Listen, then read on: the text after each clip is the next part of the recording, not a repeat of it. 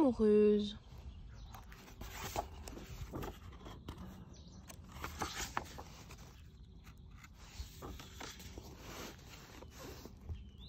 À la ferme Pont-au-Neuf, Roucoule la poule vit tranquillement. Elle exerce le beau métier de couturière de la basse-cour. Sa réputation n'est plus à faire et personne ne lui arrive à la patte. Mais Roucoule a un secret bien à elle. Elle aime tendrement Volafon, un magnifique pigeon voyageur qui fait une halte au poulailler après chacun de ses voyages. Mais Roucoule est persuadée qu'elle ne pourra jamais attirer son doux regard. Elle est trop timide et puis elle se trouve trop petite et bien trop dodue. Un soir, une affiche annonce la venue exceptionnelle à la ferme de Volafon le pigeon, ce qui provoque une incroyable agitation. Toutes les poulettes sont surexcitées. « Volafon rentre de voyage !» dit Plumette. « Cote, cote, cote ! Il faut que je me prépare !» s'écrie Cocotte. « Volafon le pigeon au beau plumage sera bientôt parmi nous. »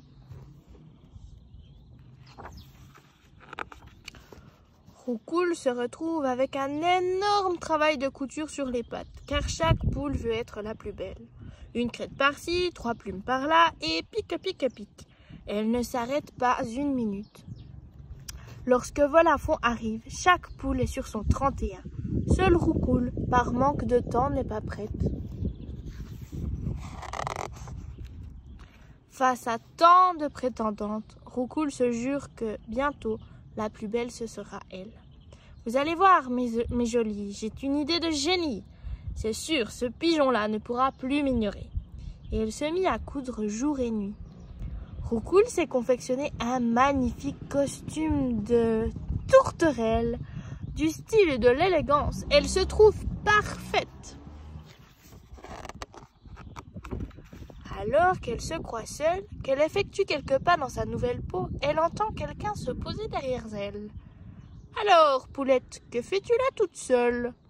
Elle lève la tête, voit Volafon et se demande « Comment a-t-il bien pu me reconnaître ?» Vous faites erreur, mon cher monsieur. Mon nom est Lilibelle, la tourterelle. » Volafon le pigeon tombe sous le charme. « Chère Lilibelle, la tourterelle, je dois partir dès ce soir. Je serai de retour dans 3 jours et je souhaiterais vous revoir. » Roucoule, notre poulette tourterelle, cligne des cils et baisse la tête. « Oh oui !» 1, 2, 3, le soir tant attendu arriva. Roucoule grimpe sur le toit du poulailler pour enfiler son costume de tourterelle et attendre son bien-aimé. Volafon arrive, léger et élégant.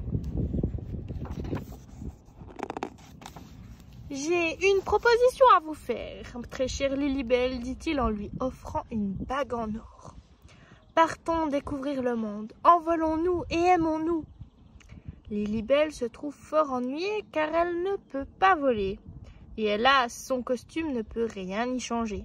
« Attendons un jour ou 2, répond la tourterelle, triste au fond de n'être qu'une poule.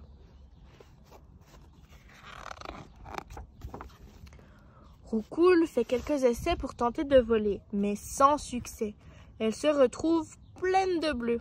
« Pourquoi lui ai-je menti ?» se lamente-t-elle. « Je suis ridicule, mais tellement amoureuse. » 2 jours plus tard, Roucoule enfile son costume de tourterelle et va attendre Volafon sur le toit du poulailler. Effectuant de grands cœurs au-dessus de sa bien-aimée, le pigeon se pose avec délicatesse.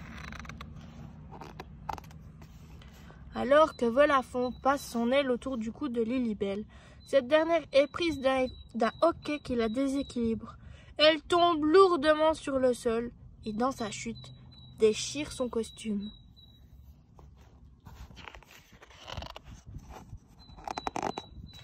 Lorsque Volafon découvre la supercherie, il prend son envol sans même regarder Roucoule la poule, honteuse et malheureuse. Le pigeon ne donne plus signe de vie pendant plusieurs jours. Roucoule reprend alors ses activités de couture, sans envie.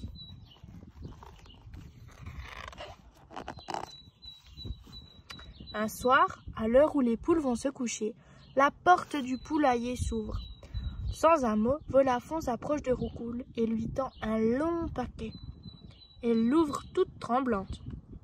Oh, une paire d'ailes de tourterelle sur mesure, signée Blédor, le grand couturier des volatiles. Elles sont magnifiques, dit Roucoule ému.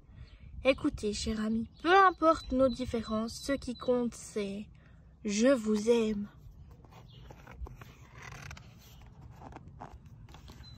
Roucoule enfile ses ailes et le cœur battant s'approche du bord de la gouttière. Volafon l'encourage. « Allez, ma belle, volez de vos propres ailes. Partons, mon amour. » À ces mots, Roucoule déplie ses ailes et se laisse glisser du toit. En quelques battements, elle s'élève dans les airs aux côtés de son bien-aimé. Ensemble, ils partent, elle dessus, elle dessous, à la ferme de Pont-on-Neuf. On raconte même qu'ils ont déjà fait 3 fois le tour du monde.